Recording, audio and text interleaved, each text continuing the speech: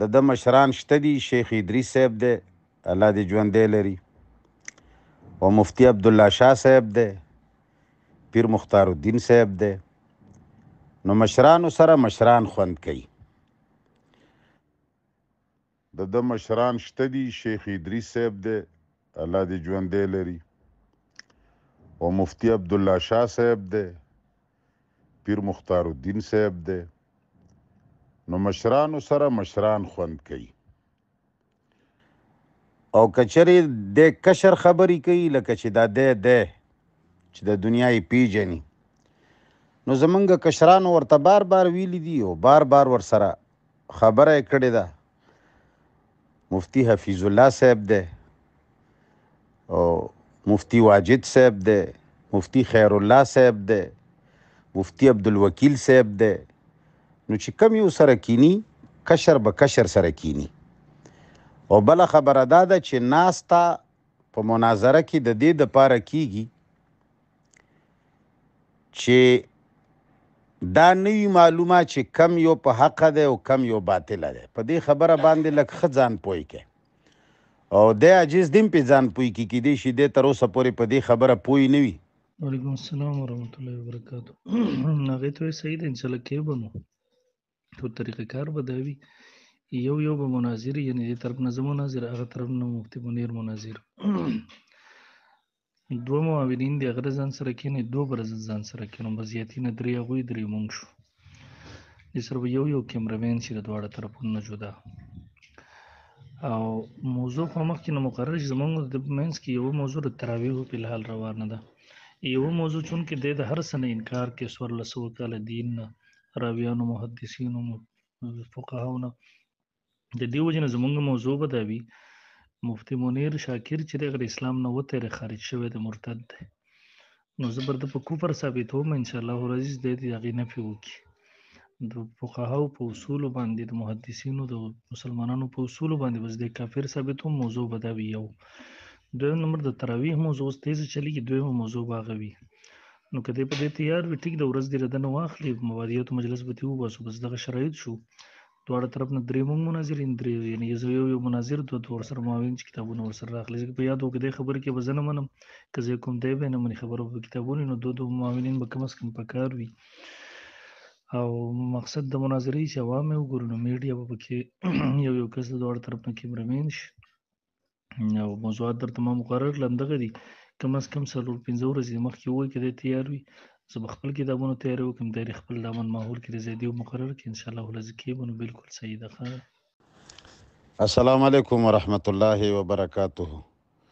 وروره، د دنیا د علم او د دین او د دنیا خپل قوانین دي، خپل دستور دی. یو سړی به راپاڅي و هغه به ووایي چې یاره جي ما سره دی د علاقې کور کمانډر میلاو شي، زه ورسره خبرې کوم، یا د آرمي چیف ماله راشي، زه ورسره خبرې کوم. نو څوک به ورته ووایي چې وروره نه ته دومره غټ سړی او نه ستا دا خبره دومره غټه ده، ته ایس ایچ او سره کېنه او ته ډي ایس پي سره کېنه، ته ډي پي او سره کېنه. د رینچ خبره. نو دا موصوف عاجز خپل رینچ نه اوچتې خبرې کوي.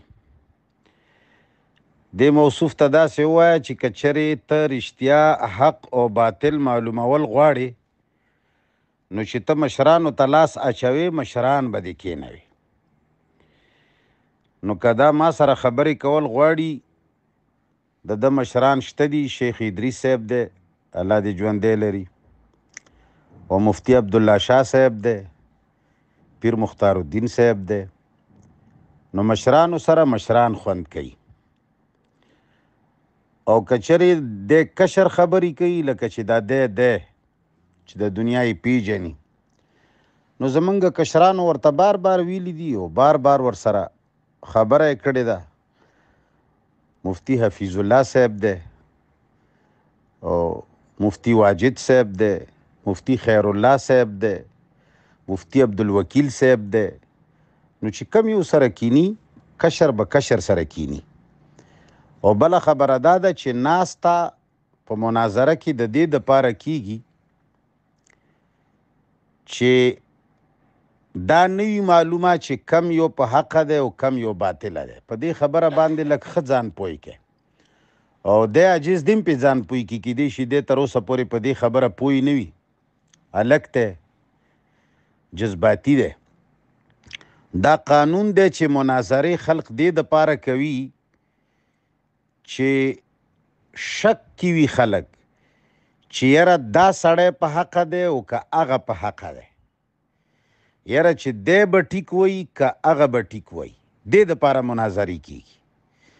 کله چې یو سړی د بل یو سړي په باره کې ښکاره وایي چې دی مرتد دی، لکه په دې میسیج کې هم ویلي دي، دا د اسلام نه خارج دی، دی پرویزی دی، دی قادیانی دی بالفرض، یعنی اسلام نه خارج دی. نو چې کله تا حکم ولګولو چې دا د اسلام نه خارج دی، بیا ته د څه شي کینې؟ بیا نو امید دی چې په دې خبرو به دی هم پوه شي که الله والا فهم ورکړی وي او نور ملګري به هم پوه شي. مناظرې همیشه دپاره د دې دپاره کیږي چې د خلکو شک وي، تردد وي چې دا په حقه دی او که هغه په حقه دی. په حق کې تردد وي. او چې کله یو سړی مستقله فتوا ولګوي چې دا سړی د اسلام نه خارج دی، دا مرتد دی، دا پرویزی دی، بیا د ناستې څه فایده؟ بیا خو د ناستې فایده نه، کاپیرو سره خو څوک نه کیني او نه څه فایده شته ورسره. دا خلک هغو چا سره کیني چې په حق کې تردد وي، په باطل باندې چې یقین وي هغه نه کیږي. او بل دا ده مناظرې خلک د دې فایدې دپاره کوي چې که فلانی په حقه و چې ما ته راواوړي او که زه په حقه وم چې زه ور واوړم.